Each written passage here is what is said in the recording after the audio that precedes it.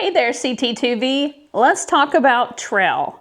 All right, so in CT2V, we have ranch horsemanship. That is a pattern, okay? And the patterns are given to you in advance. You're working on transitions at different parts of the arena. Obstacles. A lot of people are pretty familiar with obstacles. It's one obstacle, and then you go straight to the next one, straight to the next one. It's one person, and you have 10 obstacles to do, and you do them all in a row. Okay, with a pattern. There's like a map will be given to you and an explanation will be given. All right, so let's talk trail. Trail, we don't call them obstacles, we call them maneuvers, okay? And on the trail, what you'll do is you'll come in and you'll be in a small group, okay? And you will have a meeting time. And then at that meeting in your small group, you will get a piece of paper that has everything listed out that you're going to do that day on the trail. Okay. Now then there will be one person in here that stays for all the different groups, and they'll explain to you, read to you what you're supposed to do, ask if you have any clarifying questions. And then after everybody is set, then you'll have a go time and your group will go out. You can keep your piece of paper and you will actually go out onto the trail. The judges will be in a stationary position. They'll be like at spot one, you might have to do 2 different maneuvers with the first judge. The next one, you might only have to do 1 maneuver with that second judge. So it's going to be have an explanation, leave as a group, go on the trail, go to your judge, your first judge, do a few things. Then you're going to trail ride some more. Go to your next judge, do a few things, trail ride some more, okay? So what are things that we would ask you to do, okay? Well, this is supposed to be trail. So this is supposed to be like using the horsemanship that you gained from the ranch horsemanship section in the arena. You're supposed to put that into action with real life. Okay, so, you know, in an arena, you might do a circle around something. You've got to stay upright. You don't want to be leaning too much. You don't want to let your reins go behind your pommel. You don't want to be looking down or have too much weight on your horse's shoulder, right?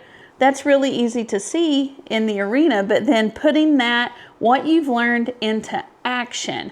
Because now then on the trail portion, we might ask you to circle a tree, and we're going to be looking for that same horsemanship that you had learned in the arena. We're going to make sure that you're not leaning, that you don't have your rein behind your butt while you're turning. We're going to make sure that you're not in your horse's way of their front end. We might ask you to go through a ditch, right? So we might ask you to actually just walk through one. We might ask you to stop with just the front feet into the ditch. We might ask you to stop with the hind feet. And you know, a lot of people, that sounds really easy, but then it's not. I will tell you, a lot of times on trail, a lot of people just go. They just go. They don't ever ask their animal to do all of this, you know, are you really locked in with me maneuvers. So trail is one of my favorite things because I feel like a lot of times people speak 2 languages to their equine, okay? What I mean by that is in the arena, they'll do fancy stuff. On the trail, they just sit around like a bag of potatoes, okay? Well, we're trying to that your horse has got to know how to deal with you in the arena and then deal with you on the trail. And we're trying to make sure that there's just one language. So the nice horsemanship that you request in the arena, we're bringing it out onto the trail and making it useful. So I will also post a few examples of what those sheets of paper will look like, and we'll go through them. Every one of the maneuvers that we have you do, you'll be trail riding, and then whenever you come up to a marker, that marker will be identified. So that tells everybody, hey, stop and stay back behind that marker, like it might be cone number 1, Okay, it'll be stated in the paper what it is. Then one person will step up to another cone that says cone 2, because then the judge knows which person is going to do the maneuver, and then they will tell them their rider number. So make sure you have that memorized, right?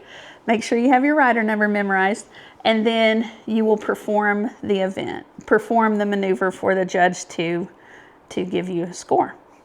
All right, by the way, some little tricks of the trade is that if we have you go up a hill and judge you on going up the hill, and then we have you stop at the top of the hill, count to 5, and then turn around, and then we might judge you on coming down the hill,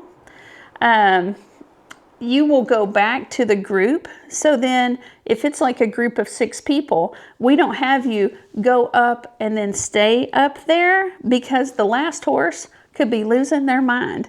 And plus it wouldn't be a very fair competition if you have not the same environment for all of the equine to be judged on. So if you're in a group of 6 and we have you go up a hill, it'll be one person go up the hill and then come back. And then the second person would go up the hill and then come back. So, all right, if you like the way that this sounds, you can find more information out about Country Tough Trail Versatility. We call it CT2V. You can find that at ct2v.com. And I'm Brandy Von Holten. I'm the founder. So if you have any questions, let me hear them.